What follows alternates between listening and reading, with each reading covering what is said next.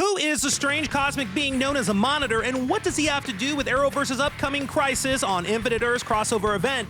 This question has weighed heavily on the minds of Arrowverse fans since his first appearance during the Elseworlds event in 2018. The question was raised again recently when the Monitor made a cameo appearance in every Arrowverse season finale except for The Flash. The Monitor's actions thus far have been difficult to judge. I mean, on the one hand, much of what he has done has hardly seemed to have been to the benefit of the multiverse, laying waste to whole realities and condemning untold numbers of heroes to oblivion. On the other hand, the Monitor has shown some stoic regret for his actions and proven capable of being reasoned with and willing to bargain with those heroes he has encountered. The ambiguity and mystery is well in keeping with the character's origins in the comic books leading up to the original Crisis on Infinite Earths, the classic comic book storyline which will serve as the chief inspiration for this year's Arrowverse crossover. We can assume then that the Arrowverse's Monitor will play a similar role to his comic book counterpart, working to save all of reality despite his manipulative ways and seemingly inexplicable motivations. Created by writer Marv Wolfman and artist George Perez, the Monitor first appeared as a shadowy figure in New Teen Titans number 21 in July 1982. Nearly 3 years would pass before the Monitor's face would be revealed in G.I. Combat number 274.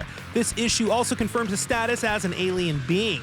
Wolfman's conceit for the Monitor was to create a new villain who could appear in any of the many comics that DC Comics was publishing at that time, including their non-superhero books. Now you see, his motivations would be a mystery, as would the means by which he was capable of easily crossing the boundaries between the many Earths making up the DC Comics multiverse. Even though he's been around for decades, his power were never really revealed. I mean, he can simply traverse between realities and can logically be compared to a god. Of course, all of this paved the way for a big event timed to coincide with DC Comics' 50th anniversary in the mid-1980s.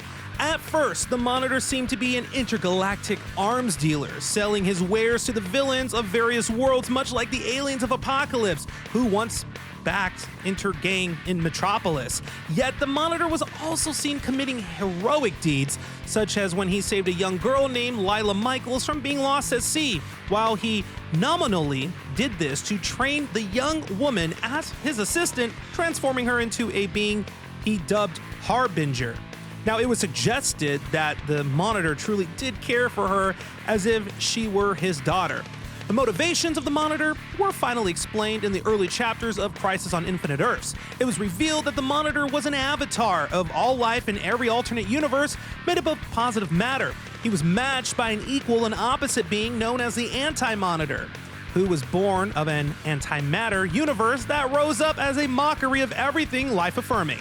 At some point, the Anti-Monitor learned that his realm would expand and fill the void whenever a positive matter universe was destroyed. This increased his powers while simultaneously weakening the Monitor, leading the Anti-Monitor to start bringing around the destruction of whole universes. Now, when the Monitor realized the cause of his growing weakness, he sought a means of stopping the Anti-Monitor, whom he could not confront directly without risking all of the positive matter realities being destroyed. This led to a bold plan to build an army that could fight the power to divide into multiple clones of herself. The Monitor traveled the multiverse, seeking out heroes and villains who might be able to stop the multiverse's destruction. While Harbinger appealed to many beings directly, the Monitor frequently tested the character of his potential recruits, trying to find which villains had ethics enough to exploit for his purposes and which heroes had to resolve to do whatever was necessary to save all of reality. In the end, the Monitor's plan was a success, though he didn't survive to see his schemes come to fruition. One of Harbinger's clones became corrupted by the Anti-Monitor and struck a fatal blow to the Monitor.